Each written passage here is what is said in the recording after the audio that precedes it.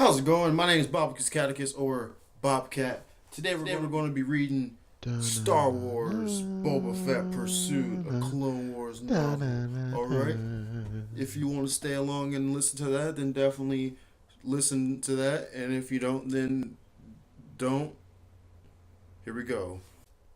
You may be wondering, why does this camera look so funny right now? Those colors are hideous. This is why.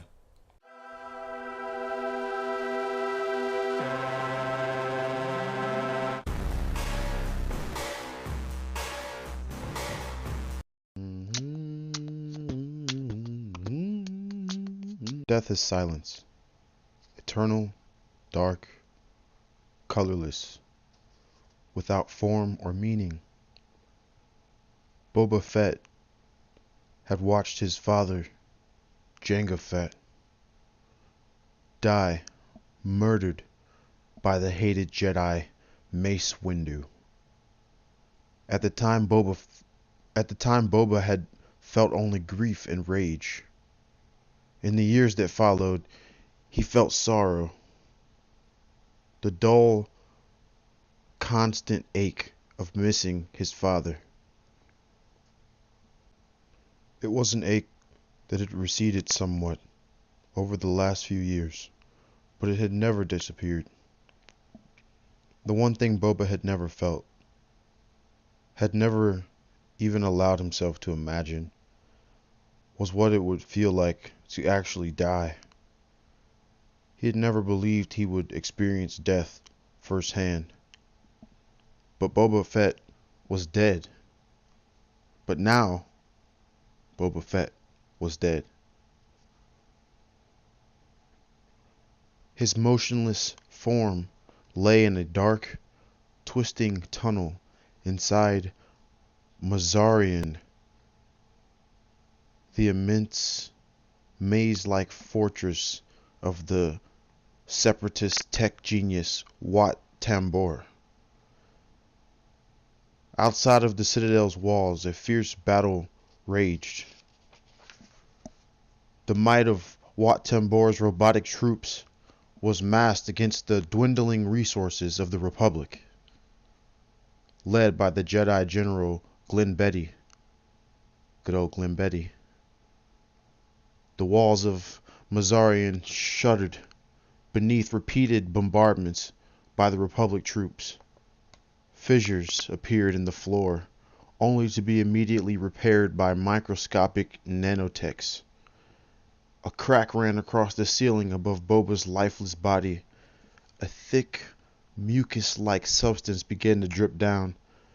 The organically derived fluid used to power Wat Tambor's massive array of machines.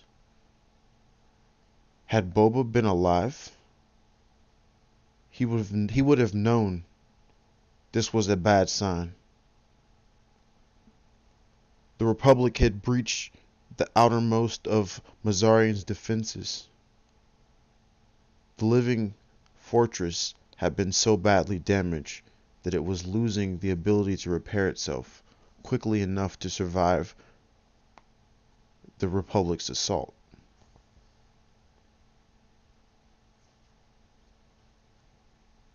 But Boba knew nothing of this. Boba was dead. Or so it seemed. Just millimeters from his cold hand lay a small clump of pale zabar fungus. The fungus produced a paralyzing toxin. The toxin's effect was fortunately not permanent. To all appearances, someone under its influence appeared to be dead. Boba had grabbed the fungus in a last-ditch effort to save himself from a fatal encounter with the terrible Grievous, a partial droid general in the Separatist army. But now it seemed that Boba's desperate effort might have failed. That was the end of Chapter 1. Da-na, da-na-na-na-na.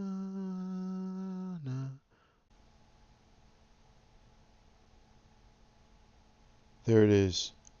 A flat, effectless voice rang through The dark passage. The infiltrator's corpse. Excellent. A second voice echoed in the empty tunnel. Human carrion. Human carrion. We shouldn't waste our resources on it. It is of no use to us.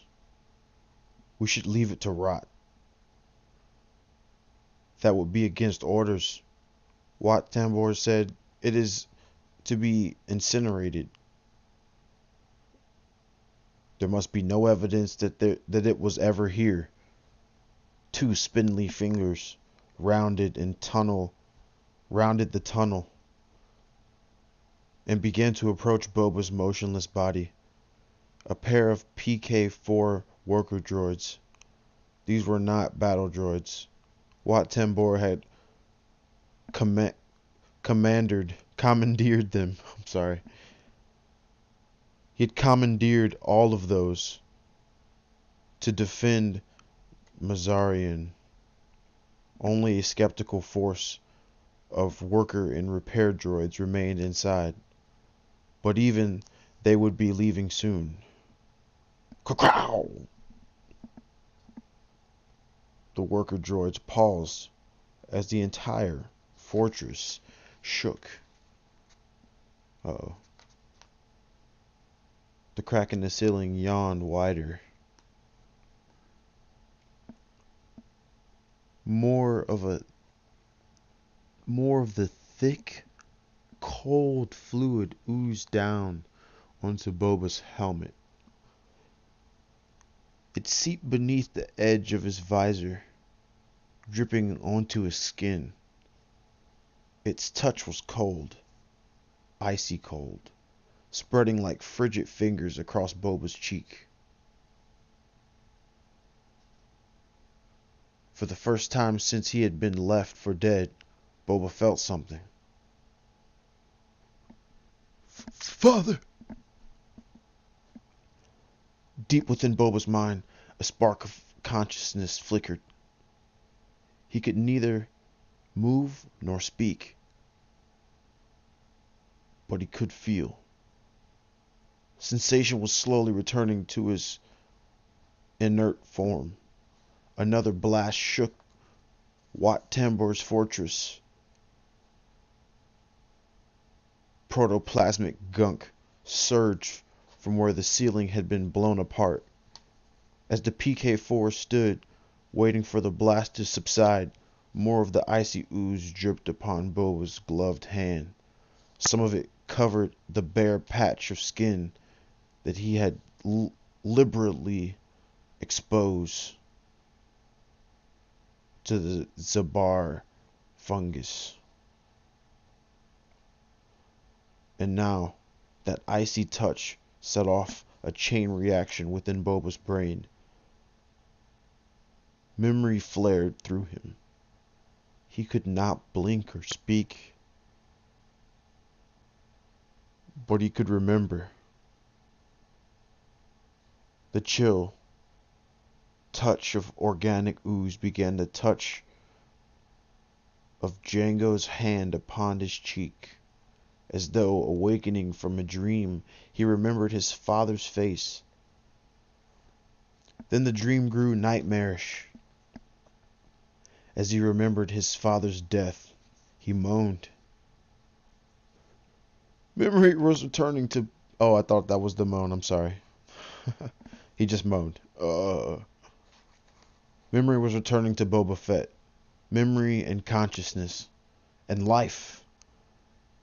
Mazarian, he thought, groggily. The battle. Grievous. Wat Tambor. We must hurry. The droid stood above Boba's body. He quickly stifled his groan as one droid prodded him. Its insectile head swiveled to stare at the bounty hunter. Wat Tambor wants no evidence that a spy gained entry. The entire fortress shook once more. Another blast. No time to waste. The second droid bent its servo grip hands slid roughly beneath Boba's arms. Boba wanted to gasp with pain. As memory flooded him, so did further sensation, primarily pain. Grievous's last blow had penetrated Boba's body armor. He could feel where the armor had shattered upon impact, exposing his shoulder to the energy bolt. The blow had not been fatal, but the pain was excruciating. Fortunately, he had not cried out. The droid still thought he was dead. Far from it. Boba could feel his lungs expanding as he took in air. He could feel the droid's servo grips tightening around him. He was tall and muscular, and his body armor added to the bulk. But the droids hoisted him between them effortlessly, roughly, as though he was nothing but a sack of refuse, or fuel for Wat Tambor's furnace. Wat Tambor, sorry, not what. Which to them he was. He thought, gritting his teeth. He could definitely feel pain. And he could see. The incinerator has been busy today. It started off as Boba, ended up as the robot, sorry. One of the droids commented as they began to stride quickly down the tunnel. Much organic matter to feed on. Human scum. Ha ha ha. No, they don't laugh. They don't laugh. The second droid retorted. They stumbled as another blast rocketed the fortress. Boba blinked. Good thing I've still got my helmet on, he thought. Otherwise, they might have noticed my eyes are open. He tried to find his bearings as the droids bore him down through the series of long, twisting passages. Glowing lumens showed where the fortress walls had sustained considerable damage from the Republic's assault. Shattered droids were everywhere, as well as glowing heaps of molten metal. Wonder who has the upper hand now. Boba thought. He hated the Jedi, but General Glenn Betty had helped him gain entry into Mazarian, the last Boba had seen of the battle. The Republic's troops were putting up a good fight against the Separatists. If Wat Tambor's forces had been weakened by the battle, it would be that much easier for Boba to escape and find his way back to his ship, Slave One. But first, he had to avoid being tossed into Wat Tambor's furnace.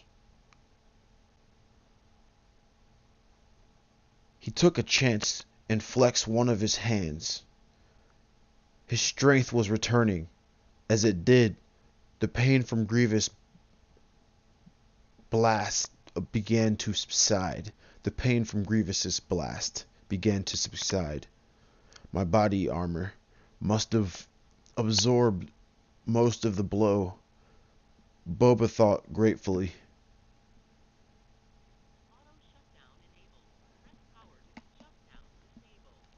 He could feel himself growing stronger, more alert. It was a real effort not to move and strike out at the droids, but while sensation was slowly returning to his body, he still felt slightly groggy. His reflexes would not be as keen as they should be, and he had no idea who or what he might encounter inside the fortress. Better wait, he thought. This way, one of the droids announced. Boba did his best not to flinch as they made a sudden right turn. They didn't say right. as they made a sudden turn and began to descend down a steep incline. The darkness took on an unmistakable reddish tinge. Instead, his Mandalorian armor, Boba started to sweat. Inside, I apologize. The good news is that I've recovered enough from that fungus to feel the heat, he thought, with grim amusement. And the bad news? This must be the incinerator. Around him, everything glowed as though it were molten. The droids, shining silver limbs, burning crimson and gold. The heat was intense and painful. A slight adjustment of his body armor's thermostatic cooling system would take care of that, but Boba didn't dare move to change it.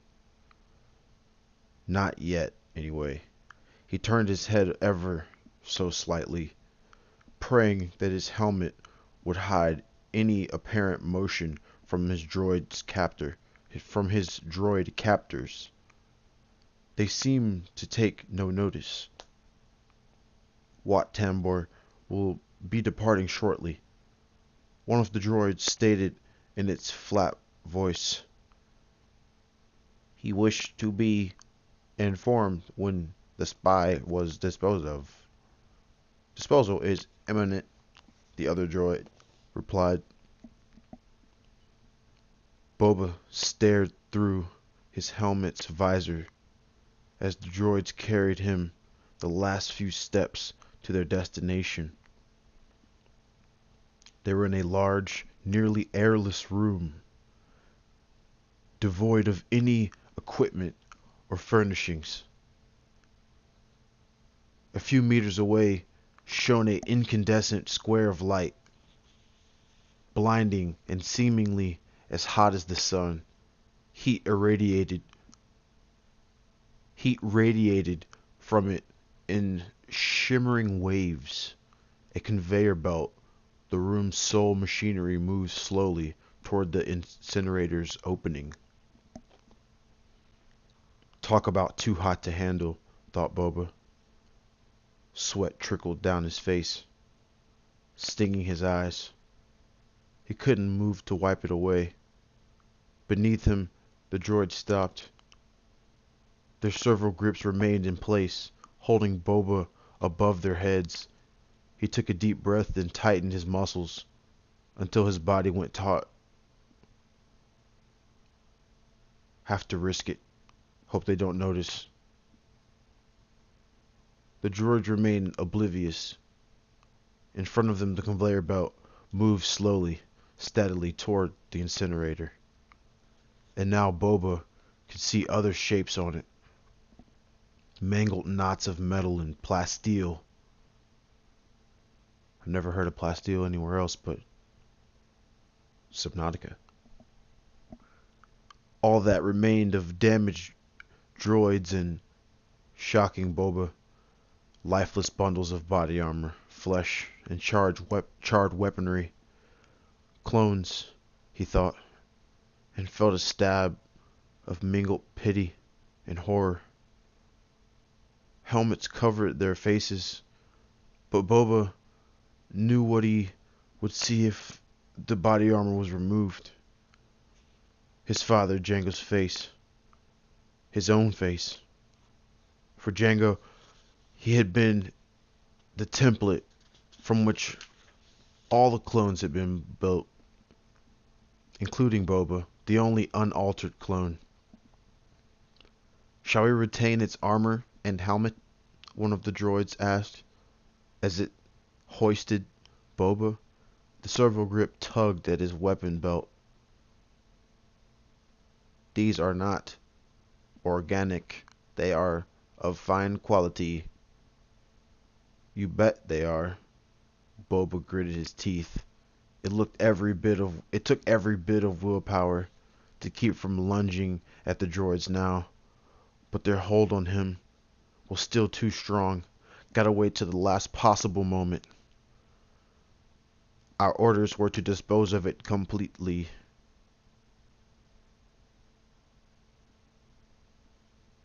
Boba allowed himself a silent sigh of relief.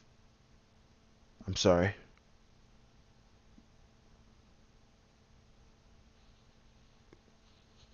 Our orders were to dispose of it completely, the second droid stated. It is time we returned and gave our report. The droid's first servo grip retracted. Boba allowed himself a silent sigh of relief. He felt himself being lifted higher until he was poised directly above the conveyor belt. The incinerator's mouth was close enough. The incinerator's mouth was close enough that he could feel its heat through his reinforced boots. He stared down and watched as the conveyor brought one of the lifeless clones to the furnace opening. For an instant, the gray-clad form seemed to hang in the air, silhouetted black against white gold flames. There was a flare of scarlet, a thread of black smoke, and it was gone. Nothing can withstand the heat. Boba took a deep breath. The air was so hot, it was like inhaling molten lava. Boba thought of all the things that he hadn't done yet, the vows he had made to become the greatest bounty hunter the galaxy had ever known, and to seek revenge on the Jedi who had killed Jango Fett. He vowed once more to see these things through. Ready? One of the droids said. Ready, agreed its partner. Without a sound, they flung Boba towards the belt. For a moment, he hung in the air, limp as the dead things beneath him. Then, with a wordless shout, Boba straightened, launching himself toward the droids with a satisfying thunk. His boots connected with the droids' heads. They went sprawling, and Boba landed behind them before they could recover. Good thing these worker droids were unarmed. Alert, Wat Tambor, one of them commanded. Its insectoid photoreceptors flashed from green to red as they surveyed Boba.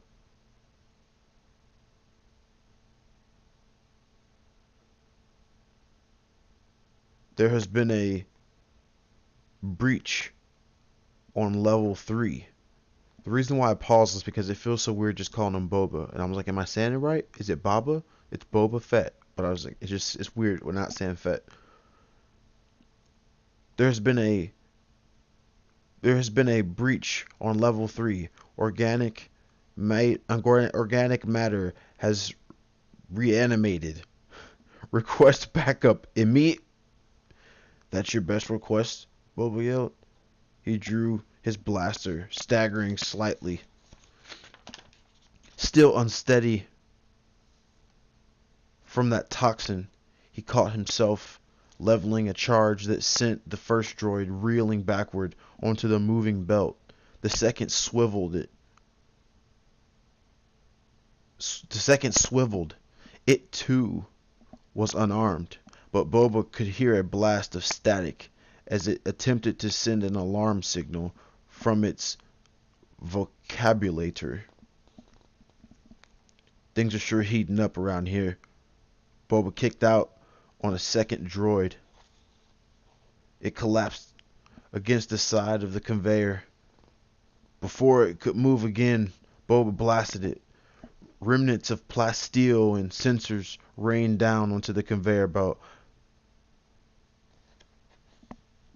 As the first droid was born into the furnace. I think it's time I checked out. He shoved the blaster back into his belt and turned. Behind him was an opening. That must be how I got in here. A shrill alarm sounded. and it looks like it's how I better leave now. He ran through the opening into a narrow passage. Muted thunder came from outside. The floor beneath him shook. Boba looked around, but saw no signs of life anywhere. No piles of rubble where the Republic's fire had damaged the fortress walls. The passage went in only one direction, so he began to run swiftly, one gloved hand resting lightly on his blaster. I've got to find Wat Tambor, he thought with grim determination. If he gets away. Boba quickly pushed that thought aside, and he had been sent to Dagobah to capture Wat Tambor and bring him back to Jabba the Hutt, dead or alive. Failure was not an option. And that was the end of chapter 2. And that is all the time I have today. If you stay till the end, you are the very best there ever was. And you would be much loved if you subscribe to my channel. I love you.